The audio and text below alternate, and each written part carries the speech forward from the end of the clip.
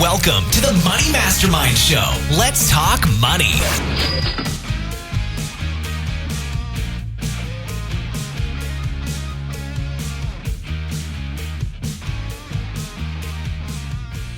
Welcome to the Money Mastermind Show. Tonight, we're going to talk about creating the lifestyle you want. With us to discuss that is the panel of the Money Mastermind Show, and that is made up of Kyle Prevost of YoungandThrifty.ca, Miranda Marquit of Planting Money Seeds, Peter Anderson of Bible Money Matters, and Tom Drake of the Canadian Finance Blog. I'm Glenn Craig of Free From Broke. With us is a special guest. We have J.D. Roth, a personal finance writer who is also the founder of the site Get Rich Slowly. A lot of people know about that site, and a lot of us are around because we maybe start off reading that. Welcome to our show, JD. Hey, thanks for having me. Thanks for coming. Before we start, if you're watching us live on our Hangout, there is an app there to ask questions. And if you have anything about creating the lifestyle you want, any questions, please feel free to ask. We love having questions here. So we do want your participation. And let me make sure we've turned that on, and there we go. So sometimes we have an idea of the lifestyle we want, especially when we're younger. We put this into our minds. And as life goes on, that changes. And all of a sudden, we look around and it's not what we thought it was going to be. And really, it's just kind of a dream that maybe fades away. And then we see somebody else who's out there just kind of really living it up and doing everything that you think that they should be doing. And then you ask yourself, what is it that they're doing that maybe we're not? And how do we get to that? Maybe we think that it's not possible, or we just don't know how to bridge that gap. So how do we go about that? How do we start creating that lifestyle that maybe we've always dreamed of? JD, your lifestyle has changed over the years, right, and you've written about that on your site. Maybe if you could start us off and just talk about how your lifestyle has changed and what decisions you've made over the years to get to where you are now. Okay. Well, to start, I didn't really have a clear direction when I was younger. I graduated from college, and the only idea of the lifestyle I wanted was basically the lifestyle I thought all my friends had. I looked around and I compared myself to my friends, and I wanted to have what I thought they had. And so I funded that lifestyle through debt, like a lot of people do. I was fortunate to graduate from college without any kind of debt, without any kind of like student loan debt, but I had the start of a credit card habit. So I was funding all of the stuff that I wanted through credit cards. And that progressed over the course of about 10, 15 years until in 2004, I had over $35,000 in consumer debt. And it was a real problem. And I had a solid middle-class lifestyle, there's no doubt. I had a nice house, had the car I wanted, had anything I wanted, I would go out and buy it, but I was funding it all with debt. And I woke up one day and realized, this wasn't sustainable. It felt like this huge weight around my neck. I was trapped in a job that I didn't like because I was forced to earn money to pay off my credit cards every month. And it was just really frustrating. And so I eventually made this decision that I need to get out of debt. And I think part of the problem, Glenn, was that for a long time I didn't actually have any goals. I didn't have any direction. I didn't know what was important to me. And so because I didn't know what was important to me, it didn't matter how I spent my money, right? If you don't have priorities, spending on one thing is as good as spending on anything else. And so once I got some direction and I knew I wanted to pay off my debt, that helped me get direction. It helped me have some actual priorities. And it helped me figure out what sort of lifestyle was appropriate to my financial situation. And as time went on, I was able to get out of debt, build some savings, and eventually be where I am today, which is having a nice, comfortable lifestyle based on what my priorities and goals actually are. One of the things that really struck me when you started when you started telling your story here was you said what I thought that they had. And Right. it really struck me because a lot of the time we look around and we think, oh, well, I've got to keep up with the neighbors. I got to keep up with my in-laws. I got to keep up with all these people. But are you keeping up with them, or are you keeping up with their debt? You know, and you don't really think about maybe you're keeping up with their debt. But on top of that, you know, you're like, oh, I thought I wanted this. Well, do you want it, or do you just see, oh, shiny? And I really liked how you talked about, you know, you didn't have direction, you didn't have anything that you wanted to do with your money, so you might as well just spend it on what you see everybody else spending it on. So that really struck me. And I think that's a great point because, you know, when you compare yourself to others, or when you try to base your actions on what other people are doing, or you base your spending habits on what other people spend their money on, that's not being true to yourself. And it took me a long time to realize that. So for me, as an example, I don't need a new car. I'm not a kind of guy who drives a lot. Cars don't mean a lot to me. And in fact, I'm working on an article right now where I talk about how over the past few months, I maybe drive 100 miles a month, maybe. But I walk all over this neighborhood. I've been getting in an average of about 30 or 40 miles a week walking. And I've been doing that for a couple of months now. And I've come to the realization that I don't even really need a car. And it doesn't align with my priorities. And so that I think it's very important for each person to kind of look at where they want to go in life, what's important to you, and make your spending decisions based on that. So at least for you, it was certainly a long process that you had to sort of figure things out. There's certainly no playbook as to what you should be doing. Right, and your priorities will change over the course of your lifetime, and there's nothing wrong with changing priorities. I've read a lot about happiness. When I write, I tend to say that I'm actually writing about happiness and not about money, because I think what we're all really after isn't wealth. Wealth is just a tool. Money is just a tool to bring us what we actually want, which is happiness and well-being. So one of the things that the happiness research shows us is that it's impossible to predict what will make us happy in the future. We just don't know. So you have to, instead of trying to guess what's going to make you happy in the future, you have to make the best decisions you can based on who you are now. And so, and you have to also understand that what's going to make you happy in the future might change. I used to think that I wanted a big house. I thought, you know what? If I could have a big house, like an old farmhouse on an acre of land, I would be happy. That's what I predicted would make me happy. But then I got that big house on 3/5 of an acre of land, and I was less happy than I had been before, because man, oh man, having an old house like that, that's a lot of work. It's like that part of Fight Club where you see Edward Norton. He's talking about, I got the perfect catalog, and then I got the great couch and the great apartment, and everything is just set up just right. And that's when he's like the most anxious and miserable, basically. Because even though he has what he's supposed to have, it just doesn't seem to work out. And that kind of didn't affect him too positively, did it? When I think, sorry, because I think another part that kind of impressed upon me when you were talking was you talked about how, you know, when you had this next thing, you were going to be happy. And we actually have this conversation with my son a lot, who's like, oh, I just want this one toy and then everything will be fine. I just want this one and it'll just be magic. And really when you start when your hopes for the future reside in some sort of external something that you will achieve, there's always something else. There's always something more. If you can't step back and say, what am I content with and what do I really want? And can I be happy with myself? You're not going to be happy. None of these external things will ever make you as happy as being happy with yourself and figuring out what really makes you tick. Yeah, I think you talked earlier too about thinking about your priorities in life. You know, what things are important to you, and you know, is that really something that you sat down and did at some point? Maybe coming up with a life plan, or sitting down and writing down the things that were important to you and things that you wanted to do in the future? Well, sort of.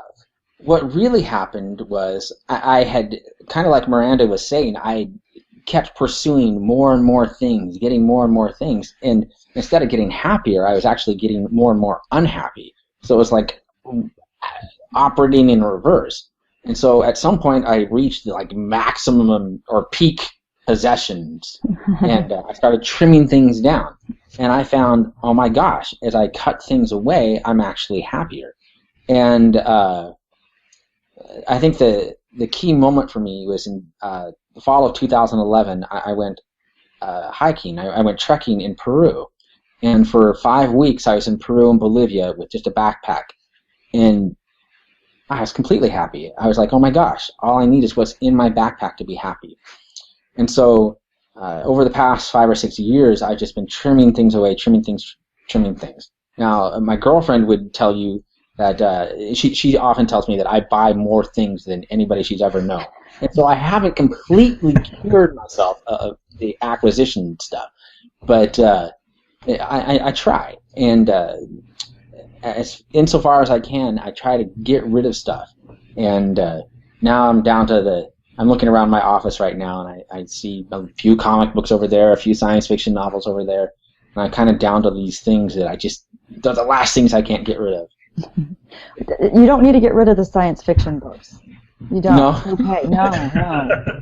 We need to have a science fiction book club, and you need to keep those. Those are okay to keep. Are you a geek too, Miranda? Oh my gosh. But you know what? You don't have to have the physical book anymore either, do you? No, that's why I've got a Kindle, right? Yeah, I actually really like the Kindle, but that just kind of creates digital clutter, which sometimes can be just as bad. True. But at least you pay for the physical space. But if it's a book, you can always justify it. Always. All right, I didn't know that was a rule. I think that goes back to when you go back and you start setting your priorities. So when you're starting to look at, if you feel like you need to make a lifestyle change, you have to go back and kind of figure out what are those priorities. So how do you think you go about doing that? How do you have that conversation either with yourself or with your family and say, maybe this is where we want to go. How do we go about getting? Well, there are a lot of different approaches to determining priorities, and there are different groups and organizations that can help people walk through that. I'm actually a fan of a process that I first heard about from George Kinder, who's a certified financial planner who does what he calls life planning. And he didn't invent this process, but he's kind of popularized it for his own work. And it's essentially a series of 3 questions where you ask yourself, first of all, if money were no object, what would you do? What would you buy? You answer that question, you figure out what it is that you would want. The second question is, imagine the doctor comes to you and he says, oh my gosh, you have roughly 5 years left to live. You're not going to have any notice of when you're going to die, but you have roughly 5 years left to live. You don't have unlimited funds. What are you going to do? And so you answer that question. And then the final question is, all right, now imagine the doctor comes to you and says, exactly 24 hours from now, you're going to die. What's important to you? What have you missed? What do you regret not having or doing or being? And by answering this series of 3 questions, it helps you hone down on what actually is important to you. And it can be tough to figure out what's important to you. When you graduate from college or high school, you don't know what's important to you. You haven't experienced life. You don't have a frame of reference. As life goes on, it's easier to get clear on what really is important. And again, that's why it's okay to change your priorities as time goes on. So just going kind of a difference. That was our mandatory talking over each other for every episode. Yeah, exactly. Every time. Kind of a different spin on asking that question. So I heard someone else, I think it was Michael Hyatt. We did a life planning episode a week or 2 ago here. Mm-hmm. And in that episode, one of the questions he asked was, how do you want to be remembered? Is kind of another way to look at that. How do you want people to remember you, and what do you want people to remember that you did with them or for them? And then after you ask that question, you look at the question, what matters most to you, as far as looking at all the different accounts in your life. You have your account for faith, maybe, or for self health, growth, and rest for yourself, maybe an account for your spouse and for children, friends, and so forth. So once you've figured all that stuff out, you just kind of think about where is my envisioned future, what I want, where do I want to end up, and how do I get there? What specific things in my life can I do in order to have that outcome? So. Yeah, I think that's a great approach, and I think Michael Hyatt is going to his site and doing some of the exercises that he suggests. That's actually a great way to approach finding purpose in your life. And speaking of Michael Hyatt, I know that he's published some material or worked closely with Donald Miller, who wrote 1,000,000 Miles in 1,000 Years. And Donald has a program called Storyline, and that's meant to help define your purpose. It's a program with a very Christian theme, but that doesn't need to dissuade people who aren't Christian. You can still go through the program and use it to help find your purpose. So you've been successful in sort of implementing some of these insights that you came to, JD. I'm wondering, with all sort of your online guruism experience, have you been successful in bringing others around to reaching peak consumerism, as you put it, or sort of that realization that they need to start downsizing? And what sort of tips do you have for those of us that have people around us that maybe need to reach that point? Well, these are two great questions. Yeah, I think I have been successful. Based on the anecdotes that people have told me, I feel like I've been able to have some positive influence on people, and that makes me feel good. But as far as your bigger question about how to influence people, especially people who might not be ready to hear the message, that can be really tough. For a long time, I was one of those people who was not ready to hear the message. My ex-wife tried to convince me that I needed to change my habits.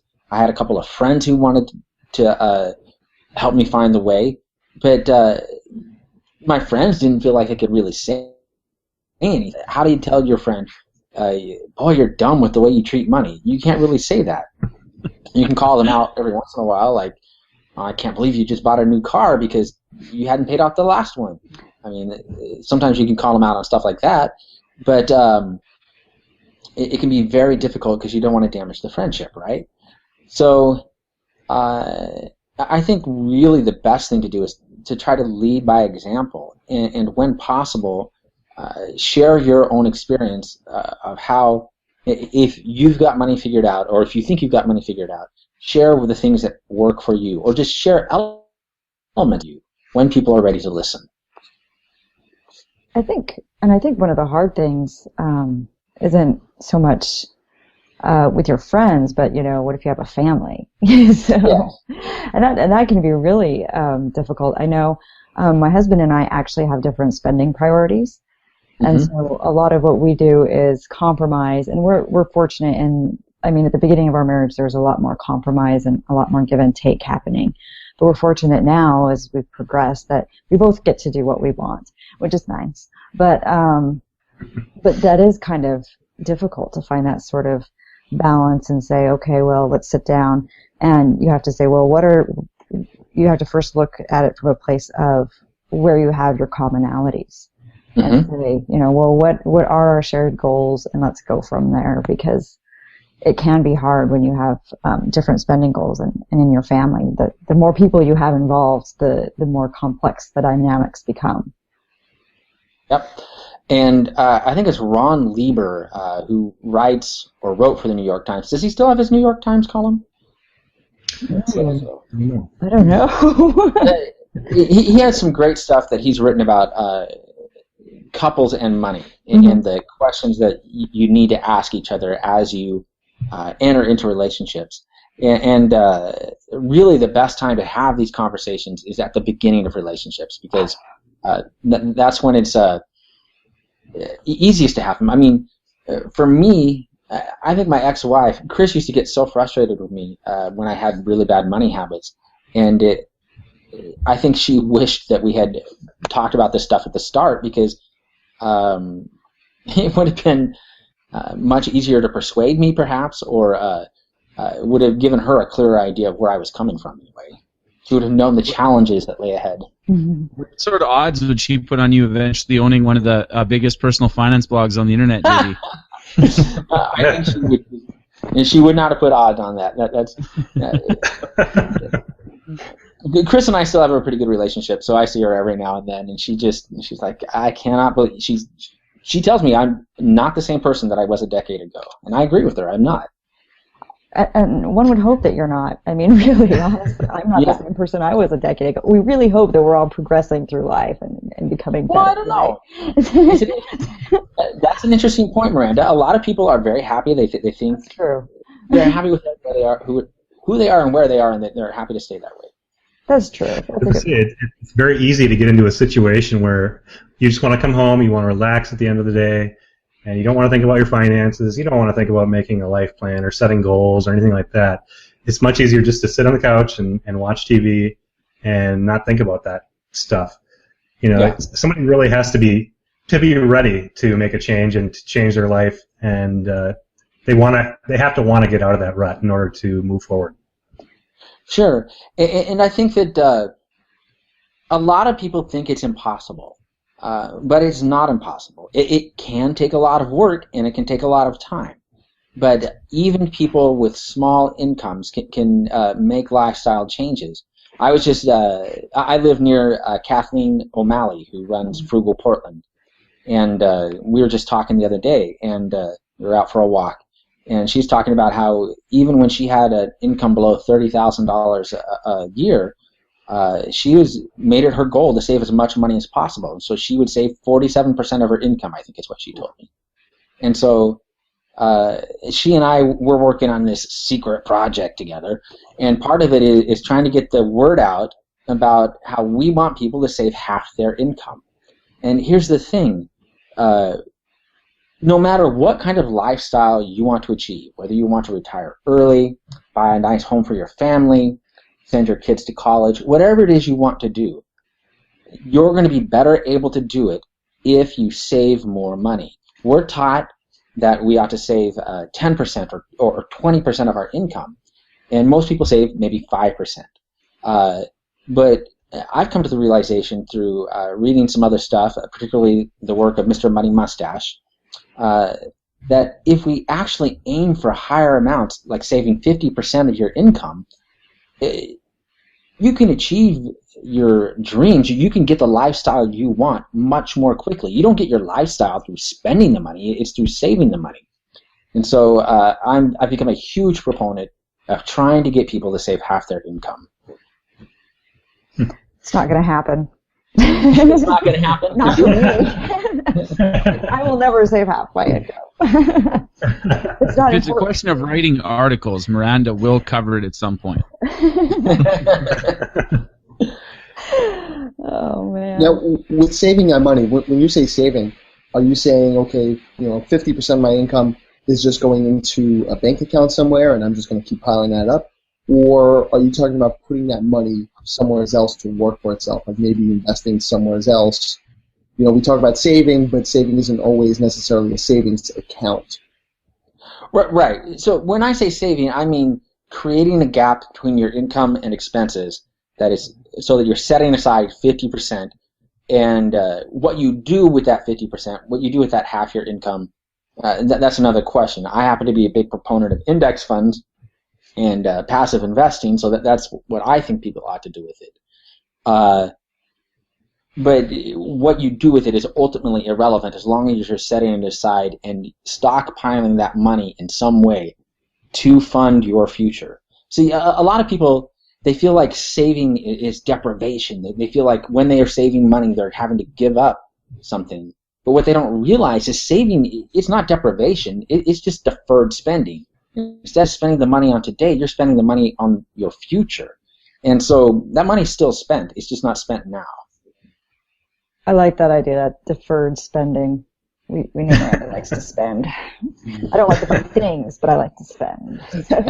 Lots of stuff later on once we've spent a lot of money. More travel later. Yeah. And for me, travel is a huge priority. And figuring out ways to fund the travel, I'm always like, okay, what can my next project be? Because I want that to be. I want to earn some money to fund more travel. I'm very fortunate in that I now have all of my retirement savings set aside, but I still have to fund the present, and so my future is taken care of, and I need to figure out how I can fund what I want to do in the present. So what I want to do is travel. So I really like, just kind of back up a little, but I really like what you said was, this project to fund what I want to do. So your process, I mean, do you say, this is what I want to do next, and now what do I need to do? So I write a book, or I create a course, or I, do whatever. So do you actually do your next project with a specific end goal in mind, like a specific, I want to go take this trip to Peru or whatever? So do you actually plan your entrepreneurial pursuits around what you want to do?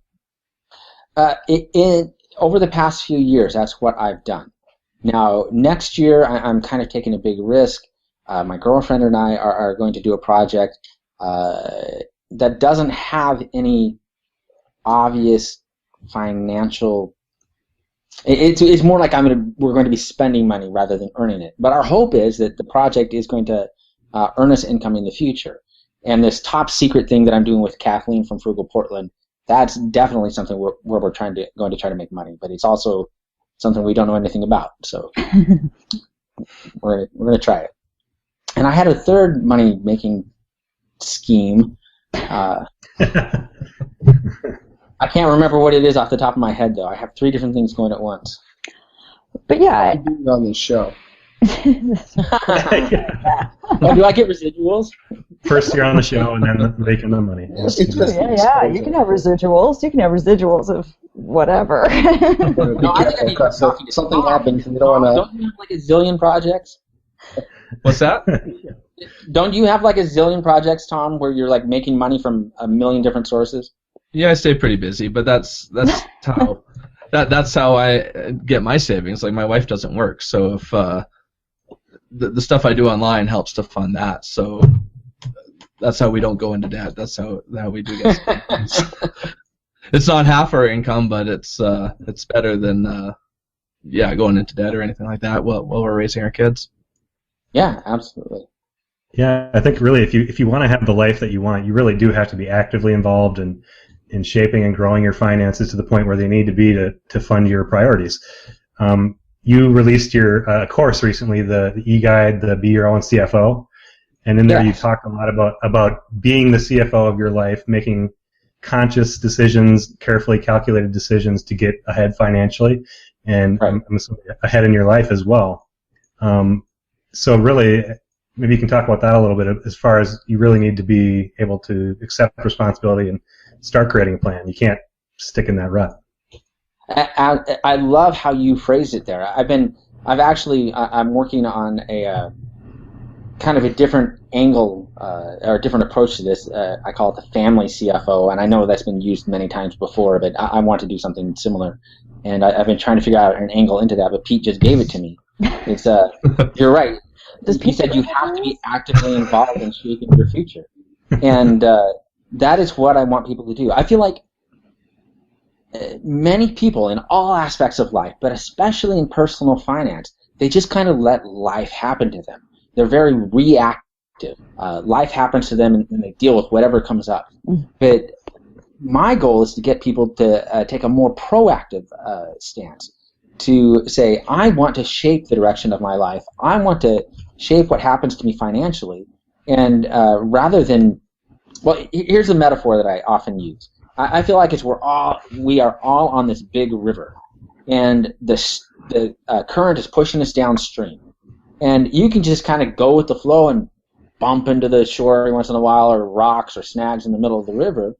Or you can say, no, you know what, I'm going to try to steer a little bit and to guide my direction. And you're still going to be pushed by the current, there's no question. But you can have some control over where you're headed. And I want more people to be more in control of their life, not just financially, but in every respect. So why is it so hard, JD? Why is it so hard to get people to take control and to get people to be more proactive? Because people are willing to work hard. Like, I deal with high school students every day. They'll do calculus. They'll talk about ionic covalent bonds. Those are hard topics. Like, I find those topics much harder than personal finance. Yet, to convince them to take control of sort of their financial life going forward, and then with adults, even more difficult sometimes. Why is it so hard to get them to want to steer that canoe or that kayak that you're referring to there? Well, I don't know. I think it's a great question, Kyle, and it might be the key question: is how do you get more people to take responsibility? I think a lot of it is sort of a fear of failure. You all probably know that I very much believe that personal finance is a psychological problem. It's not a mathematical problem because we all understand the math. The math is easy. It's all about psychology. And so it's difficult to get people to accept responsibility for their actions, because accepting responsibility means that you have to accept, I don't want to use the word blame, but, well, I guess responsibility. That's for not just the things that go right, but also the things that go wrong. And the truth is, we all make mistakes. And we all have different things that come up that we wish we'd done differently. I've made lots of mistakes in my past, and the thing is, you've got to understand that mistakes aren't necessarily failure. They're an opportunity to learn and to try different things. So now when I make financial mistakes, I'm like, oh man, I wish I hadn't done that. How could I have done it? How could I do it differently next time? So I don't know if I answered your question, Kyle. I think you got there as good as any of us could have anyway. I think the issue is going back to what JD was talking about. Is not so much how do you motivate a bunch of other people to move on, but you first have to say, well, what is the reason? What is holding you back? And I think JD made a really good point that I think a lot of what holds people back is you've got the fear, and I think you also have a lack of knowledge. A lot of people don't feel confident in their knowledge about, how they're going to start investing, which is one of the reasons why all of us here, whenever we talk about investing, we all talk about index funds. And yes, because anybody can do it and it's pretty easy. And a lot of people, once they realize that it's easier than they think and that you don't really need to be afraid, I think that you can start taking that step. But I think before you can even start talking about taking the step, you have to take an honest look at yourself and say, well, what is holding me back? What are these things that are holding me back, and why am I not doing this? And for me too, I mean, a lot of my thing when I'm holding myself back from whatever it is I'm holding myself back from, it's a lot of it's just fear, and it's a lot of this fear of risk. What happens if I put myself out there and I fail? And that's one of the hardest things to overcome, no matter what you're doing, whether you're starting a business or whatever. And yet, I think it's the key. I think a lot of successful people are successful because they're willing to take risk where other people aren't. And this is going to sound like it's an unrelated tangent, maybe. But again, I'm very interested in psychology. I have a psychology degree. I read a lot about the psychology of money and just psychology of happiness and all of that stuff. And so 2 books that I think are actually very, very related to personal finance, even though they don't sound like it. Actually, 3 books maybe. There's the 7 Habits of Highly Effective People, which talks a lot about taking control of your own life, taking responsibility for the things that you can control and letting go of the things that you can't. There's The Road Less Traveled, which is also about freedom and responsibility, and it's got a lot of woo-woo stuff about love and all that. It's good stuff. It's worth reading. Even it talks a lot about why people are afraid to accept responsibility for their own actions. And there's also a book that I like called How People Change. It's less known. It's by a guy named Alan Wheelis. And it's a lot about looking at yourself and saying, this is who I am now. And a lot of people feel like they don't have control of their own lives. And Alan Wheelis and How People Change is trying to say, you really do have control of your life. And here are some of the ways you can change. It's a small book, and it benefits close reading. But so how people change, The Road Less Traveled, and 7 Habits of Highly Effective People. I feel like these books especially if read in a very thoughtful manner, read closely, read slowly, they can help people take control of their financial lives and other aspects of their life as well. And I think you make a point there with bringing up these books that aren't directly related to personal finances, that personal finances, it's not separate from the rest of your life. It's integral with it. And people, I think, make that mistake a lot, and they say, well, finances are this other thing that I'll take care of, maybe next Tuesday, if you're doing it every day, so I think that goes into what we're talking about here is the choices that we make financially are the choices that we make in our lifestyle now. And when we get to the point where we're willing to put those two together, that's when we could really kind of make strides in achieving the lifestyle we want. And I think that's a great point, Glenn. And I think that's another example of why it's important to get clear on what your priorities are and what you want to accomplish in life. Do you want to travel? Do you want to own a farm in rural Georgia? What is it that you want to do? Once you can get clear on your direction, it's easier to do other things in your life, financially, with your physical fitness, whatever it is, to keep you on task, keep you on track. And I always like the idea of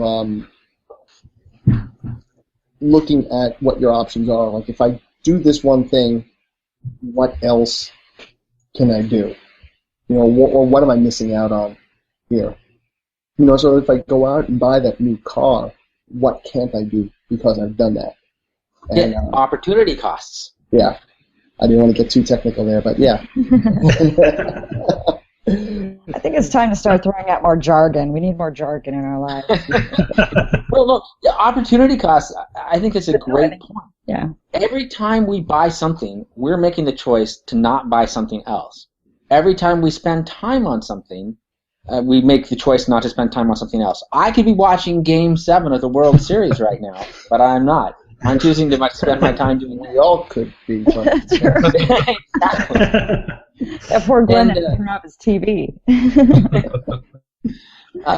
When I buy my comic books that I have over there, I'm choosing to buy the comic books instead of using that money for other things.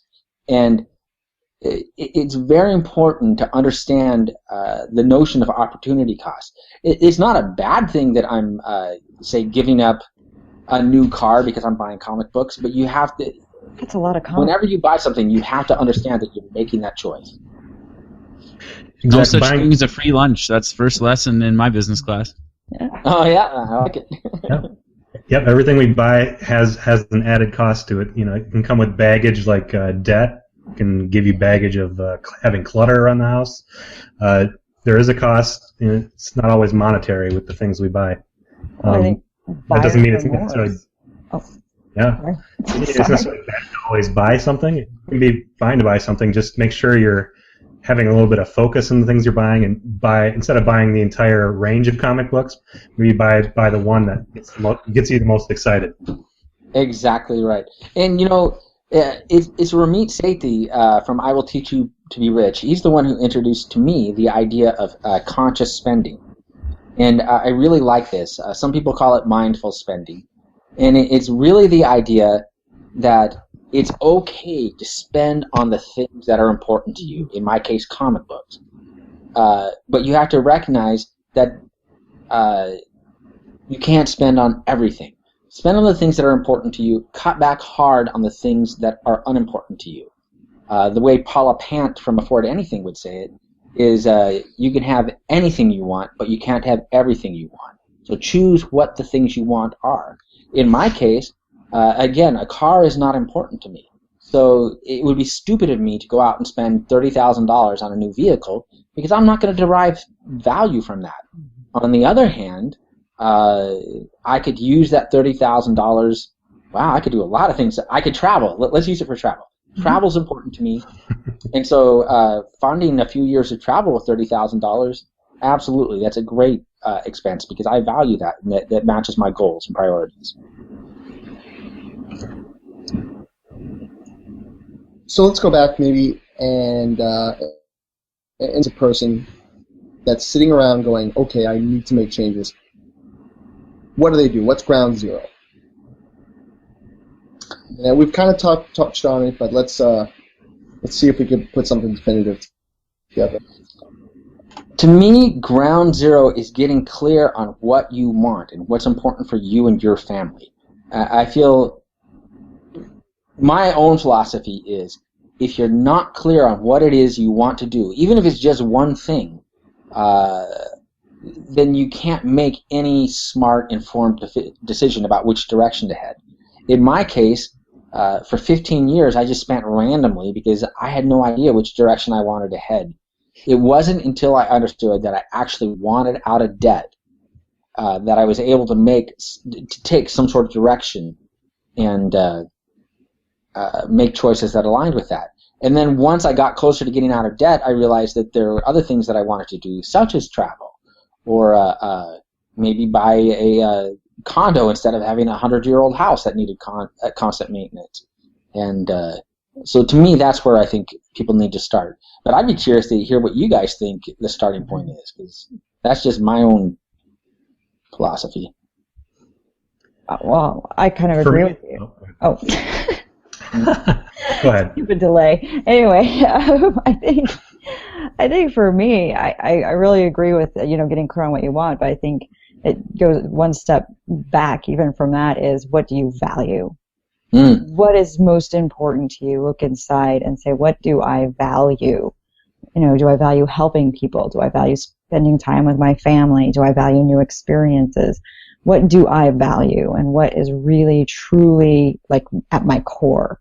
And when I sat down, because, I think we have all to some degree had this realization where we looked around one day and said, what the hell am I doing? I think, am I even, I'm spending a bunch of money on stuff I think is just okay.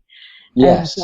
And it's not bad stuff. It's okay stuff, but it's not, so I think you had to stop and that's what, we did. My husband and I sat down. We're like, well, what is most valuable to us? Well, we like to help people. We like to give to charity. We like being able to have enough room in our home for people to stay. We've had relatives stay with us when they needed to get back on their feet.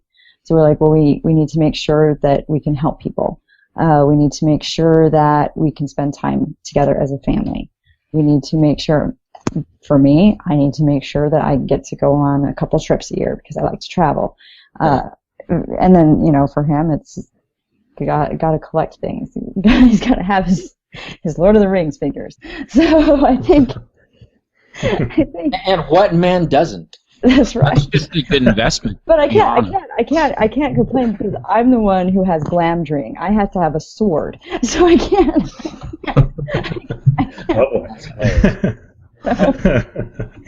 So anyway, but I think that's really, the ground zero is saying what do I value? What deep inside, what is at my core of who I am, and then everything can go from there.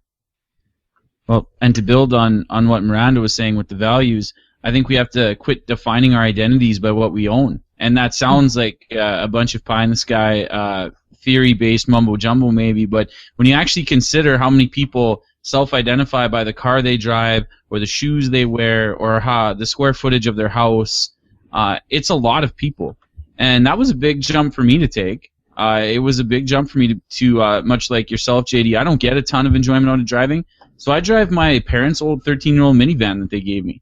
That was a huge jump for me to be like, no, I'm not just going to say I don't care what people think. I'm actually going to not care what people think. My identity will not be defined by what I drive.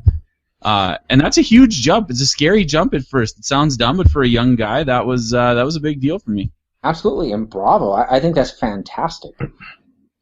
I think in our last episode somebody mentioned punk, so I'll go to Fugazi and have one of their songs. And it specifically says at the end, you are not what you own. That gets back to the whole Fight Club thing again.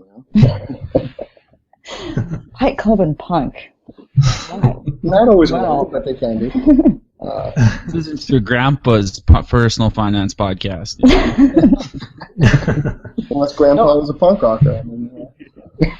I think it's a lot of people do define themselves by what they own. it's easy to do that in our culture. In U.S. and Canadian culture, I feel as if we're given this message that who we are is based on what we own. I'm a writer. I like to write. I'm a writer first before a personal finance guy. And I have this idea for a science fiction story, and maybe it's already been done. But it's essentially it's a futuristic tale where you basically have factions based on the brands that you identify with, and you're at war. People are at war with each other. And I don't actually know how this plot would develop. But I think that's called high school. And so sounds like an Android Apple thing. I was going to say it's divergent, only it's divergent. For me, recognizing the fact that in charge. For me, I think it's just it is vital to recognize it doesn't matter what other people think of you. Just like Kyle was saying, it doesn't matter, and all that really matters is that you're getting enjoyment from life. And that the things that you own for a reason. I still have plenty. I'm looking around my office, and I still have plenty of things that I don't know if I'll ever use it again. And so, I'm almost motivated from this podcast to go do another purge. And I think move across the country into a smaller apartment, and you'll get rid of 75% of your stuff. Well, Which is what you did, right, Brandon? That's right. That's exactly what I did. Is that really? Yes. You got rid of 75%? Pretty close. And I think it should be noted that people out there, if you do have that consumerist sort of lifestyle and you have lots of stuff, don't feel so horrible about yourself either. Right. I mean, on that, we measure our economy by how much companies put together and sell. Like somebody's got to buy all that stuff, otherwise the economy's not so successful. So it's kind of built into what we do all day. We're hit with marketing, we're hit with commercials. It's built into our society to do that. So it is a hard thing psychologically to break free of that and kind of do and find the value that you want and need in there. So I think we did pretty good there on talking about lifestyle and creating what we want. And I know we've already gone into maybe summing it all up a little bit before, but let's wrap up now and just maybe go around and we'll do a quick summary of what everybody thinks about what they need to do to create the lifestyle they want. And how about we start with Kyle? Well, JD will appreciate this one. It's by a Canadian personal finance guy named Preet Banerjee, and he said, personal financial success is 90% psychology and 8% math. And the missing 2% is intended to underscore how little math matters. I like it. And Miranda, what's your final word? I think I've babbled on enough this whole episode. I think you guys have it pretty good for me. Okay. Peter, your final word. All right. Well, creating the lifestyle you want, I think it really comes back to something that Miranda mentioned earlier, figuring out what you value in your life, what's important to you. And I want to go back to that question I asked earlier about how do I want to be remembered? Thinking about, do you want people to remember you for all the things that you had, the nice car that you have, or do you want to want them to remember you for the experiences that you shared with them and the good talks you shared with them and so forth. So I'll leave it with a quote from Mark Twain. It says, let us endeavor to live that when we come to die, even the undertaker will be sorry. I like it. That's deep, brother. I try. Go ahead, Tom. Follow that. I don't have any quote. A lot of personal finance bloggers kind of wait until before they're bloggers, they hit this point where they have so much debt and it kind of crushes them, and that's the moment they take to sort of act. But you can kind of decide to change your life sooner than that. Not everyone has to hit rock bottom, hopefully. Right. Exactly. For us, we never had a whole lot of debt, but we had a little bit, like most people. But having kids is what changed it for us, and we decided that was the priority, and to stop spending all our money on stuff. So. Yeah, if you're not buying a bunch of junk, it'll sure help your lifestyle. I still need to get rid of mine, though, because I still feel weighed down by it, even though I'm not spending currently on it. Send it to Jim Wang. He's got lots of space. He can put it in his garage. There might be a little bit of an inside joke for people out there listening that aren't in the personal finance realm, but Jim was the founder of Bargaineering, another personal finance site that's pretty big. So JD, what's your final word to wrap all of this up here? So for me, I think, yeah, you're right. You guys are all right. And Miranda's point about finding your values and so on is great. I think it's really important to get in touch with who you are and what brings you satisfaction. And for me, the key to me learning this and knowing about myself is trying new things and meeting new people. The more things I try, the more people I meet, the more I'm able to get these experiences that tell me, oh, this is what I like or this is what I don't like. And in my case, I've come to realize that I really, really enjoy a lifestyle that allows me to integrate activity, physical fitness, into my daily life. So what I mean is walking for errands, walking to the grocery store, walking to the gym where I'm going to do even more exercise, even walking into downtown Portland.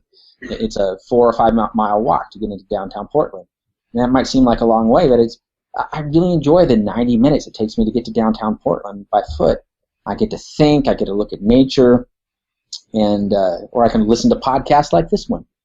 And so for me, recognizing that I really, really enjoy time alone, walking around, and building a life around being able to do that has been really kind of key to having some everyday satisfaction, I guess. And so I would encourage other people to look at their life and ask themselves, what is it that actually brings me satisfaction? And then focus on those parts of life and try to build your life around that instead of around the things that don't really, like for me, I don't need the car, like I said before.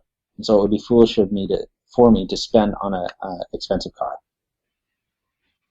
Thanks a lot, JD, and thank you for joining us. Thank you guys.